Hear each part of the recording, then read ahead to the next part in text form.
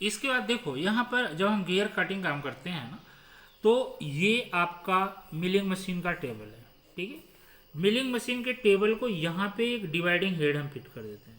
Dividing head के बाद यहाँ से सेंटर निकला होता है, इधर आपका जो है कि डेड सेंटर होता है, और इसको बाय मैंड्रिल, यहाँ पर मैंड्रिल के थ्रू हम क्या करते हैं, इस गियर को फिट कर देते हैं। और ऊपर आपका कटर लगा हुआ है, और यहाँ पर हम डिवाइड करते हैं इसको। अब गियर यहाँ पे इंडेक्सिंग प्लेट लगे होते हैं, व्हील होता है। इस तरीके से हम मूव करके कैलकुलेट होता है ये जितने भी इसके ऊपर इनका इसका क्लियरेंस कितना होगा, डेप्थ कितना होगा, स्पेस कितना होगा, कौन सा कटर लगेगा, तो ये सारे कैलकुलेट करके हम यहाँ पर इसको कटिंग का काम कर देते हैं। इसके बाद दूसरा पॉइंट हम क्या अपनाते हैं, गियर के अनुसार कटर का चयन करके उसे मशीन आर्बर में फिट कर दिया जाता है। यहाँ पर आपका कटर जो है, ये कटर माने रखता है कि इसमें कितने टिथ कटने हैं, 20 कटने हैं, 50 कटने हैं, 10 कटने हैं। उसी हिसाब से उसी मॉड्यूल का हम कटर यहाँ से उठाते हैं। जो मॉड्यूल अभी हमने दो शेप देखा, साइक्लॉइड और जो है कि आपका इन्वॉल्यूट में। और इसके बाद ये जो हम कटिंग का काम करते हैं, ये मॉड्यूल्स कटर होते हैं जो कि एक निश्चित टिथ के लिए बने होते हैं कि 10 टिथ अगर इस पे बनाने हैं तो उसी शेप के जो है कि कटर हम यूज करेंगे।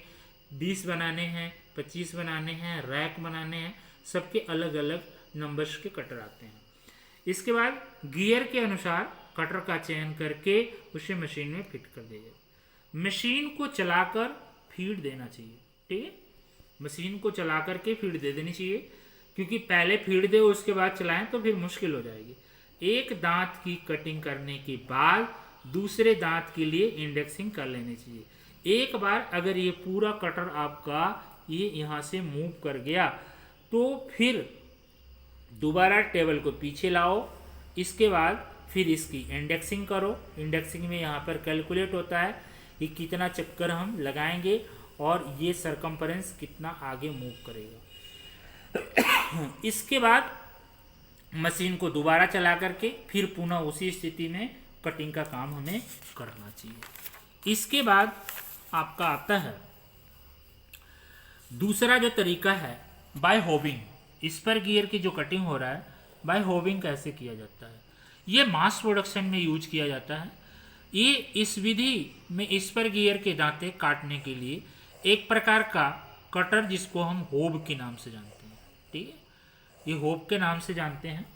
और यहाँ पर मैं आपको दिखाने की कोशिश करूँगा, आप देखो यहाँ पर ये जो है कि होबिंग और इस पर गियर, ठीक है। यहाँ पर आपका ये इस पर गियर का ब्लैंक इसके अंदर फिट है मैंड्रिल के अंदर, और ये आपका होन है जिसको चला करके बार बार इसको हम जो है कि इसके ऊपर एक प्रोफाइल तैयार कर रहे हैं जो एज ए स्पर गियर होगा, ठीक है। तो कहने का मतलब ये है कि होबिंग से क्या होगा, ये जो होती है इसमें जो है कि मास प्रोडक्शन होता है और उसी तरह की होब हम यूज कर लेते हैं और आराम से वो उसके ऊपर प्रोफाइल जनरेट हो जाती है। भारतीय जो है कि स्टैंडर्ड के अनुसार स्पर गियर्स जो मॉड्यूल्स एम और जो है कि नंबर ऑफ टिथ जिसको हम जेड से इंडिकेट करते हैं, तो कुछ हमारे कैलकुलेशन के जो फार्मूले दिए गए हैं इसमें आपका एलिमेंट्स क्या होगा और गियर जो प्रेपरेशन होगा, जो गियर तैयार होगा as a pressure angle 20 degree, इस कैलकुलेशन के ऊपर कौन कौन सा हो। जैसे पिच डाया अगर है तो जेड एम फॉलो कर लेंगे हम। जेड क्या है, जेड आपका नंबर ऑफ टिथ है और एम क्या है, मॉड्यूल्स है, ठीक है। इसके बाद अटेंडम जो है हमारा एम से हम जनरेट करते हैं। डिटेंडम एम जितना होगा उसमें 1.2 का मल्टीप्लाई हो जाएगा। इसके बाद आउटसाइड डायमीटर जो हमारा है इसमें एम जेड प्लस 2 कर लेंगे। ये सारे कैलकुलेशन है, ये कैलकुलेशन नहीं करोगे तो वो आप इस पर गियर काट ही नहीं सकते हो। उसके बाद आपका टूथ डेप्थ 2.25 मॉड्यूल्स। इसके बाद वर्किंग डेप्थ 2 मल्टीप्लाई एम।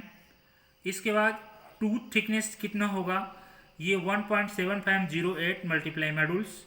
इसके बाद क्लियरेंस कितना होगा, क्लियरेंस आपका 0.25 मल्टीप्लाई मॉड्यूल्स। इसके बाद रेडियस ऑफ फेलियर, ये जो है 0.4 टू 0.45 इंटू मॉड्यूल्स। ये इतने सारे कैलकुलेशन आपके होंगे, इसी के ऊपर आपका स्पर गियर कैलकुलेट होकर के बनेगा। तो ये रहे आज के जो है कि स्पर गियर की कटिंग हम कैसे करेंगे।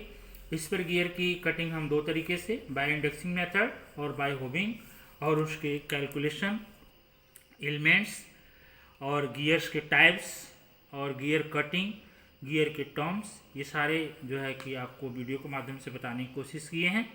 आशा करते हैं कि ये आपको वीडियो पसंद आई होगी। Thank you.